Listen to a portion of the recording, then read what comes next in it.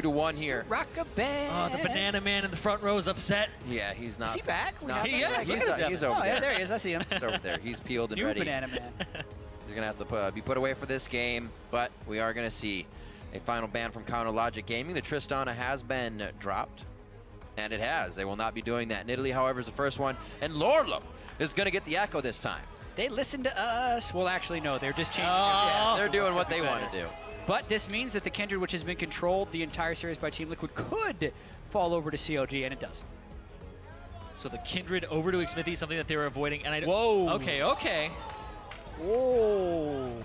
This is a new development. Darshan is on an actual tank. So I was going to say it last game Hold the phone. that there could have been a Maokai if it needs to come to it, but whenever we see Darshan go back to tanks, it seems that the team doesn't find that synergy to get the last push, find maybe a turret that'll help them break the game open. It seems like having him on something that can really impact the game. And he may still on Maokai. It's just a little more conditional here. I want to see what CLG have in mind here, whether it's a double AD composition or what else they have, because they dropped the Corki ban for the Gragas ban. Just because they thought that Echo was going to get picked up. They wanted Kindred, so they didn't want the Gragas hard counter. But also, Maokai into Echo is not a good matchup for Maokai. Echo really destroys that matchup, but he has better gank assistance. Yeah, also a little crazy to see Dardoch go quickly over to the Rex side when his Lee was so effective against Kindred's, but he will have some good jungle vision if he's going for the counter jungling, which is something he's going to want to have against Kindred for sure. These are at least different, which is the good thing you want. Aphromoo looks so proper. Now, COD looks really happy about this draft. Yeah. It's calm. Maybe it's a support Maokai. Well, No, it's not. They Oh, get there the it Trist. is!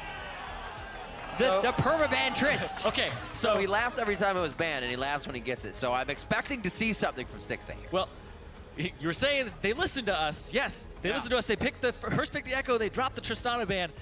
We're gonna figure out if we were right. Yeah, I know. We're just trying to dumpster. We could be dead wrong. Caster curse. Looking at what's going on the side of TL, the Braum does get locked in, so there's protection there for Stixay. Is this a composition that can protect Piglet? So far, yes. He can shield, he can heal, he's got Tempered Fate safety. Oh, We'll see what happens. It's the That curveball. Echo can also be a carry partner. it's the curveball. So it's Karma mid, or it could be tank Karma top. That is something that does exist in solo queue, but I assume it's going to be the Echo top up against the Maokai for that lane. But we know it's going to be a Karma or Echo mid now for Phoenix, so that's different. And now we're going to see Matt, who Smurf, of course, is was a Bard Romance. Matt Life was also one of his names. Yeah. Just he was a Bard main through and through. So this is what we always thought was his best champion, and a lot of us during the midseason when they were struggling with putting him on Alistair were saying, why don't they just play Bard literally every game? Because some of his Bard games he just solo carries. His ults make plays. Yeah. Very, very much so. It's not, they never use it much in safety, but in aggression Yeah. is where you see those coming from Matt and his Bard. Last pick is going to be Rise for Hui. Yeah, this is, again, a team fighting composition from COG. They'll have the Trist for those quick turret takes, but beyond that, just a strong tank line, even a pretty tanky damage force when you throw Rise in there. Yeah. And it looks like Team Liquid's just going to be trying to match him with team fights now, a mid lane Karma, as you mentioned, Zachary. So it's double 80 carry with a Braum for CLG. I love the consistent damage of CLG way more than TL's at this point. They're going to be having to play around Piglet, hope that Lorlo really crushes that lane and has a split push advantage, and then they can play around the Karma and maybe poke / siege, because up against the Kindred, the Tristana, you are dealing with a lot of consistent damage in a team fight alongside that Rise from CLG. It's going to be tough. Last game possibly for Team Liquid. Loco needed those few extra words for his team. Always They're gonna taking need an it extra right now. second. You know, his last words, you hear the mic checks are always good luck, that last step off stage, and that's, they're going to use their power forget your and pink wards. all their veteranness. Don't forget your pink wards, please. Who's going to come out on top in this series? Tweet hashtag TL winner, hashtag CLG win with your best guess of who is going to be taking this one. The best of 5 series has already been quite an awesome one. TL grabbing the first game so confidently with such force, and then CLG has been able to find their way into the playbook at TL here and not give them an inch. We'll see if Team Liquid keeps themselves in this playoff matchup and a possibility for that finals. in Game 4. Here we are, CLG on the red side, Team Liquid on the blue, and we are on the Rift. And of course, CLG on match point here. They could put themselves in the finals with a victory here. Very early on in the last set, we saw TL, they ended up just fanning out instead of getting those deeper wards, and Matt paid for it later. So any big mistake here, any big misstep for TL, considering the last game, it could put them over the edge and make it so that CLG wins this series. And CLG has had some really nice wrinkles to the level 1 in both Games 1 and Game 3. So you would wonder if Team Liquid would have put some level 1 planning in these between game matchups. It's really tricky to do a lot of times. You've got to adapt to so many things in those short 10 minutes you have in between the game. That Exactly. Unless you've pre-planned all of these level 1 plays, you're just going to be like, all right, let's just go defensive, make sure nothing bad happens. And that kind of seems like what Team Liquid has done this game. Very defensive fanning. I don't even think they're going to be going in for a late ward unless they have absolute certainty that it's not a trap. Yeah, and the fact that you have to spend those 10 minutes talking about that level 1 or how you're going to play that out means you're not talking about the other problems with the game. You're not having that time to discuss, okay, what champions are we really going to prioritize here? What do we really want to pick? Yeah. It looks like TL, they did get a little bit of what they wanted, but CLG again with the good picks here. And how's that mid game going to play out too? I mean, we definitely know that Team Liquid did a lot of different champion picks because I believe these are, as far as player on champion, adaptation. 4 different things, and they wait for CLG to try and check. But what this is going to do is just neutralize the level 1 entirely. No one gets a cheap camp at the start, and the junglers are actually mirrored. And again, we get standard lanes. It brings the lane, like you said, back together. This also helped out Smithy and Darshan last time around. We heard Kiwi Kid saying that there's noticeably a better synergy between those two, and Darshan, especially even to start shutting down Lorlo, is going to be awesome for this game. But I do like this matchup, the Echo into the Maokai. Echo has a very distinct advantage here. If Lorlo plays it properly, he can actually create his own advantage without the help of Dardoch. But Dardoch, what? Okay. Yeah, I mean, these are way better standard lanes for Team Liquid. You can argue it's a skill matchup between Lucian Bard versus Trist Braum. That's going to go either way. But the Echo Maokai is something that should absolutely go to the Echo. So if this is a moment where Darshan is really going to prove that he is a superior player to Lorlo, winning a 1v1 in a bad matchup would be the kind of the straw that breaks the camel's back. Oh, man. Level 2 power spike for TL over CLG. Got it just a little bit earlier there, especially since you have a Bard. I wonder how many chimes he picked up as well for the experience. Already CLG on the back foot. I mean, this is exactly what Piglet and Matt want to get into. Azael or Azazel on the Azazel? Azazel? Azazel. Calling him on the desk. Just mentioned that this is what Team Liquid wants. They need Piglet to be in an isolated matchup so him and Matt can just show their superiority in a 2v2. They have the champions where they are capable of doing that because they're not in one of those Caitlyn versus Sivir matchups this time. And it's so strange, though, because these are gold leaders at 10, number 1 and 2 in standard lanes. Piglet leads the league in 80 carries and 2-on-2s at gold at 10, and Stixxay is right behind him at number 2. It's very, very close there in terms of standard lane matchups. Just floating under the radar until they are necessary for the mid-game quadra kills that these 280 carries like to pick up. Or get stolen from Darshan if it were on the side of CLG.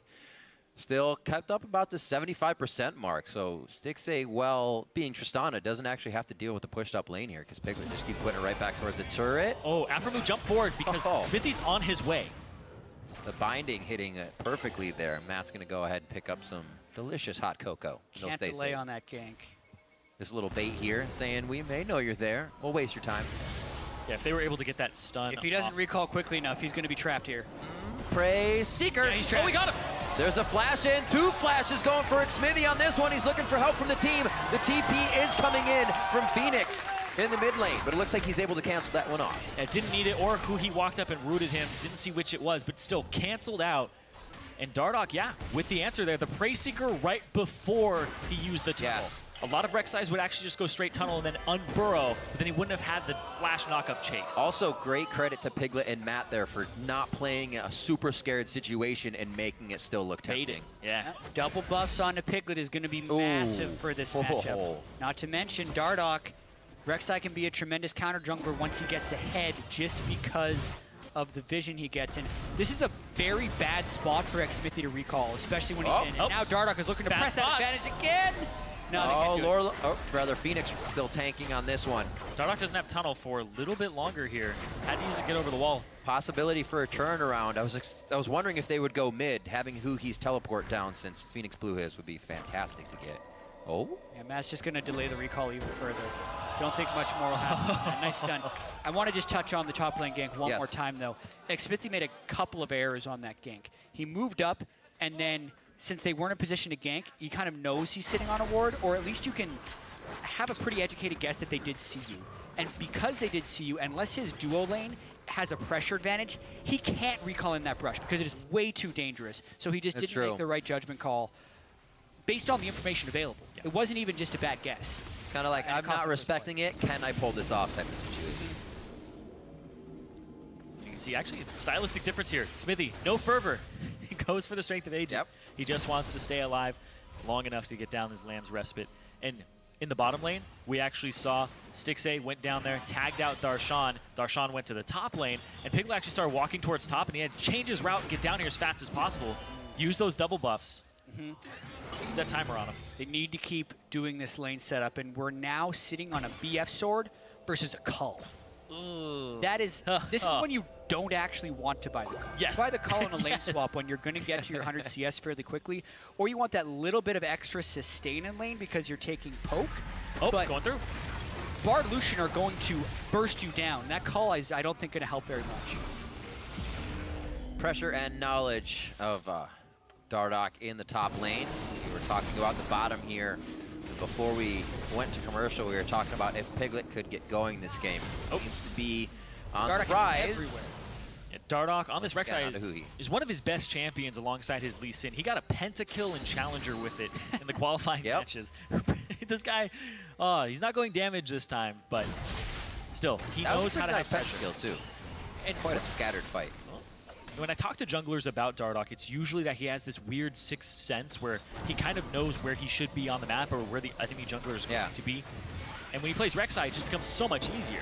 Yeah, you no longer need a sixth sense, you just look at it. Yeah, you actually have a sixth sense. It's that moment. Built into the chip. Tremor sense. Yeah. Seventh sense? It's that moment when it almost feels wrong doing anything else. And once you take that path, everything becomes second nature. You see that when these guys play on their comfort champions. Rek'Sai being that for Dardoch this game so far. His 1 assist has been seen in previous games. Number 1, it was nice. 2 and 3, he wasn't really able to use it too much because CLG was just too strong in the map control that early. 8 minutes in, it's in favor of TL again, so we'll see what they can do. Exactly. TL, now look at that gold advantage that they have already. 1.8k, 8 minutes in. That kill is a very small amount of it. Dardoch is farming out of his mind very quickly. Didn't even go for his jungle item first. He went for the Bomby Cinder so that he could increase his clear speed a little bit.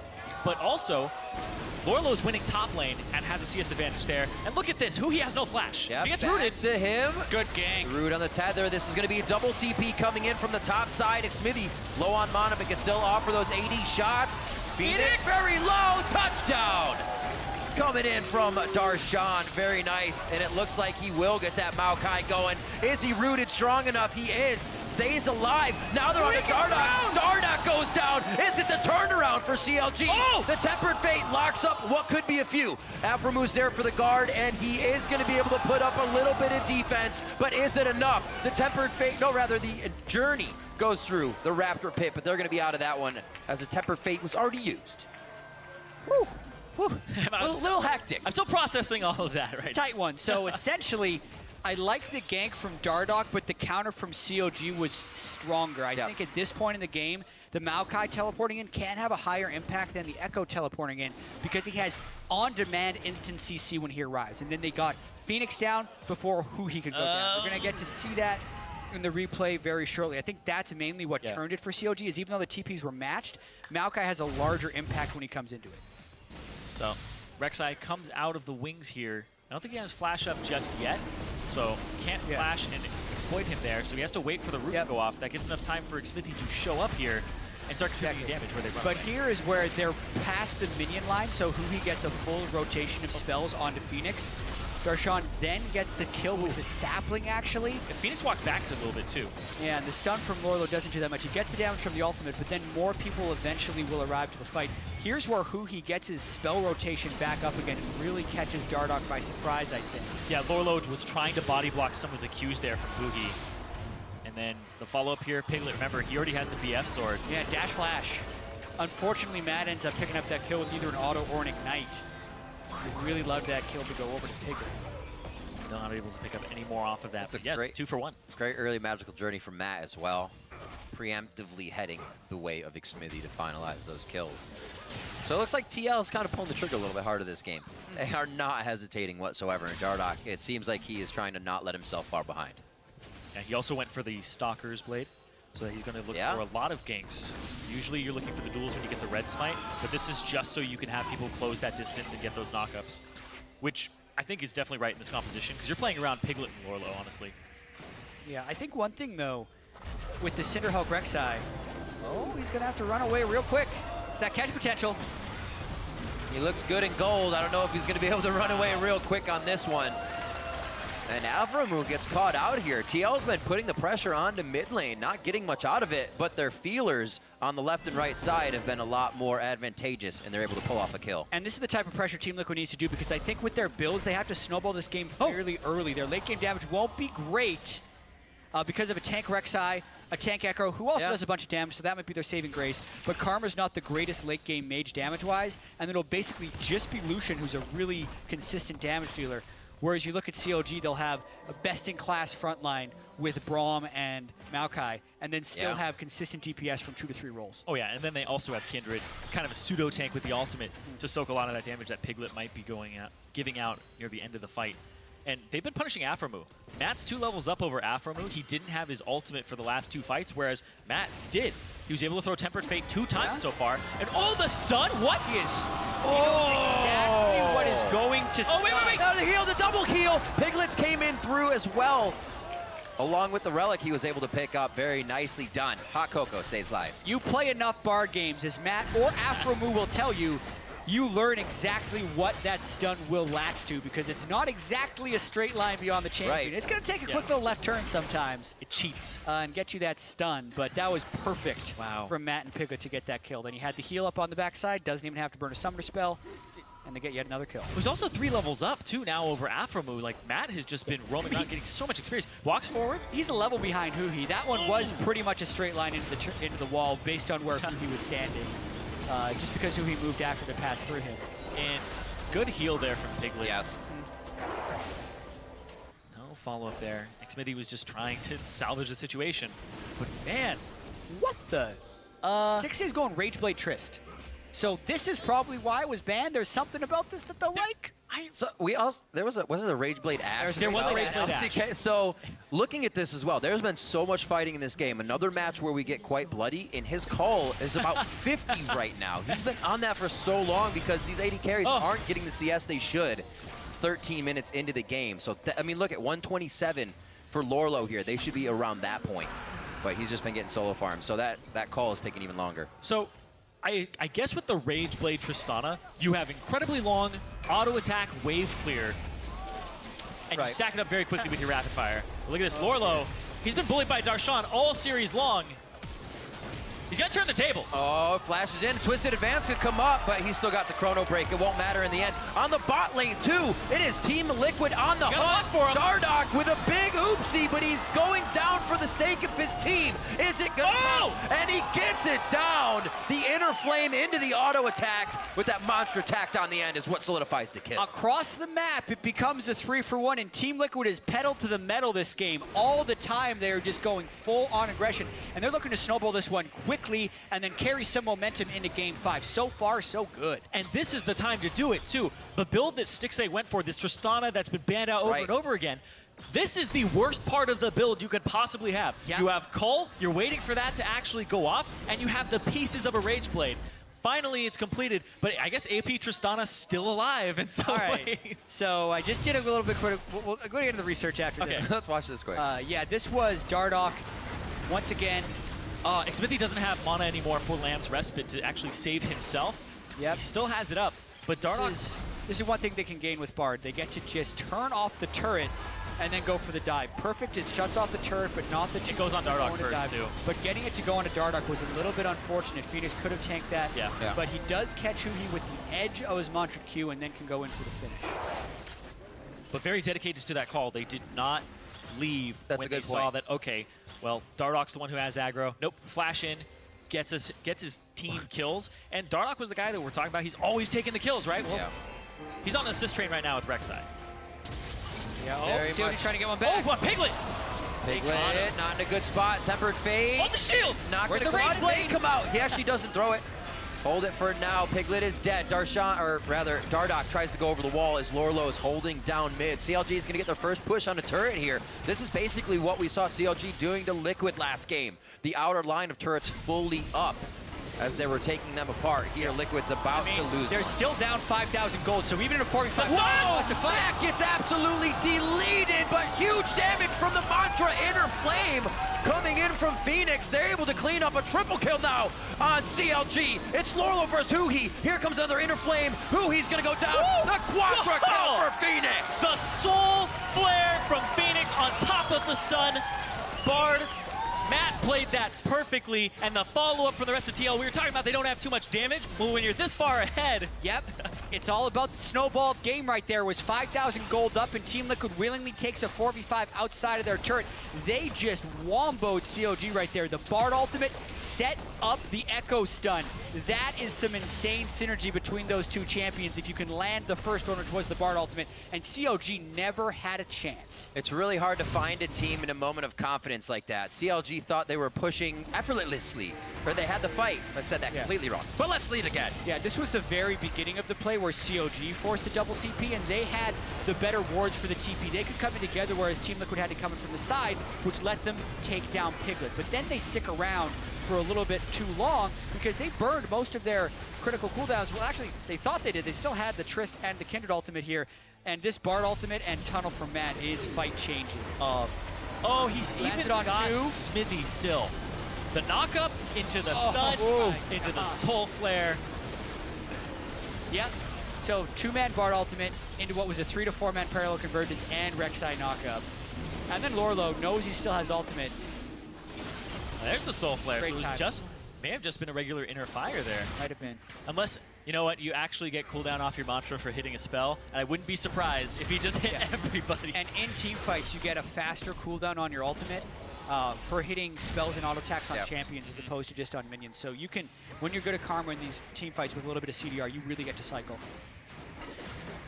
So powerful too. Everything you do can basically help the team, enable the team, speed them up, slow them down, at least the opponents.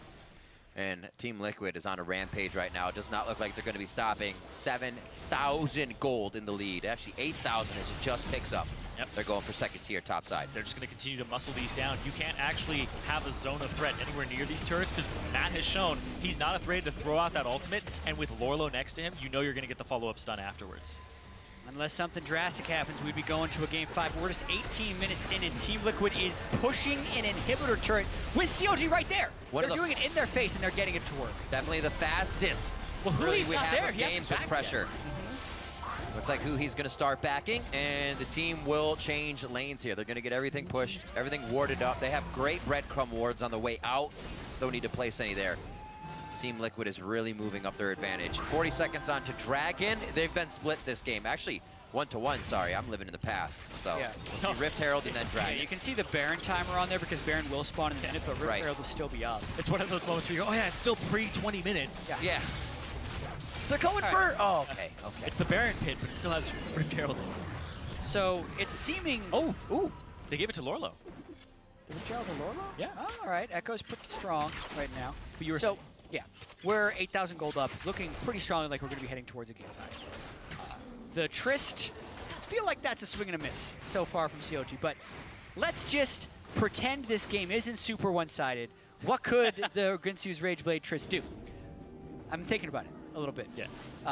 Tristana executes on small windows of power. You use your rapid fire, you get your auto attacks in, and that's it. You blow up your bomb, and it's hopefully done with.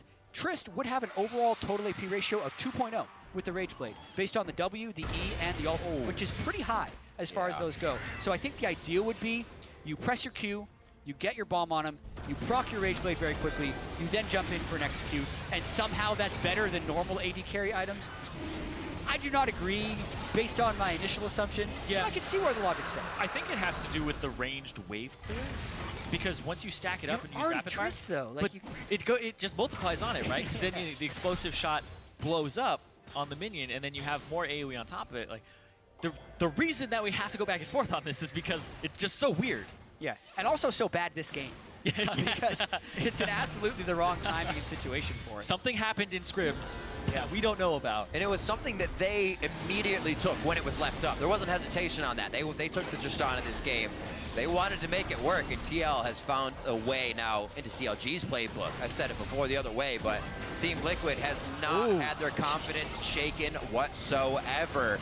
I think we As could you be can seeing see a in this dive at game. some point. Lordo's got teleport as calling well. it an Afro move! Oh, perfect! Little easier to save yourself when you're throwing heals out along with your damage, but not this time. Liquid is getting the picks just as CLG has been in the past games. And Darshan can't do anything about it. He can't TP in here. There's Rift Herald onto Lorlo, so he has that increased damage, and he's buffing up the minions. He almost has this inhibitor turret.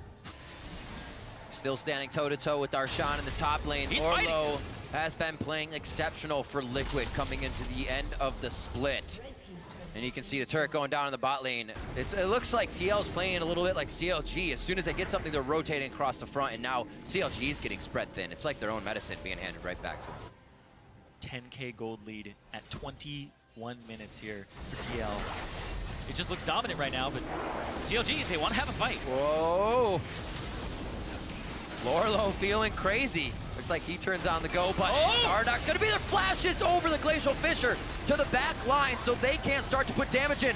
You can see CLG's forced to flash in, try to get the engage. It may be working. Over the wall goes Stixay. He hops out, says King Me. Can't get another kill though. And they're gonna be going hard on this one. Piglet shots onto Huhi. There goes the machine gun mage. He's down. Lamb's Respite is giving a little bit of safety over to CLG, but it's not gonna be enough. They close the door. They finalize the fight, and Piglet goes forward for a triple kill as the team follows behind him. They take the inhibitor turret. Team Liquid turning it on, still just 22 minutes in, but they are putting in a statement game in this series after going down 1-2. And they're going to send this one to a game 5 unless something drastic happens. So the team fight was absolutely crazy, but I figured it out in the middle of it. It's second item Runeans for Stixay. So it's Rage Blade, Fervor. It's basically Kog'Maw. You're basically a Kog'Maw that resets and jumps around. So that's what the build is supposed to be going for. That's the attempt. This fight in particular, you could tell Team Liquid was looking very aggressive. Yeah, the flash in. Dardock has done that so many times this game. That's a lot of damage down. Then it's still a little bit close. I like how Phoenix sits on the side here and calls where Alpha is going to be, because I don't actually think he had vision of that wall. Based on the team fight. But Stixay is able to jump over again. Lorlo, hop right over. Maybe he should have stayed closer on that side, though, before jumping, because he could have got a little bit of DPS out. Did he actually pull Huhi with a flash in almost? Yeah, Huhi jumped in. Oh, he almost tricked Huhi then. Yeah, tricked his own teammate at that point. And oh man, Piglet immediately calling, and it. I want that sound pack. Back and forth and back again in the series, though. 17-6. Jack, I was just going to bring that up. I said before we went to the analyst desk last time is when you win that first game so handily and then you lose kind of without an idea in the next two, how do you repair that? How do you just come into the next, the game number 4, which could be match point? And Team Liquid shook it off and they came in with their own game. They didn't have to worry about anything. I think you'd have to point straight to the team's leaders right there. You have Loco Doko, a very experienced coach in best of fives. You have Piglet, a former world champion. They know what it's like to drop games and come back, and I feel like that confidence can just transfer to the already confident team. What a beautiful part ultimate. These guys are going down. Huge pressure moment. CLG has to react perfectly, being down so low, and they've already lost one. Aframu's going to be the next, but they're not even focused on that. They want to take the damage out of the fight, and the DPS is falling fast. Darshan's next. Aframu can base, but he won't be able to save it. About 40 seconds on these death timers. TL is running for CLG's base. And Matt, once again, on board with the catch. The TP flank from Phoenix just comes up huge there, and all of TL have stepped up in this game, and they're trying to force a game 5. Yeah, 2-1 and 15. Really high kill participation across the board for Team Liquid. Everyone really stepped up for this game, and this is our fastest game of the series to send us to our deciding game. What a turnaround. 1 for TL, 2 for CLG, and TL will not go quietly into the night. We're going to a game 5. And what a day, Rib. Even if you look across to the European LCS, that goes to 5. Origin moved on. This time, Liquid fights back after losing 2 games in the middle of the series with a statement game, the fastest one of the set so far. And this will set us up for an awesome finish. They got crushed last game. This Wow. game turned it around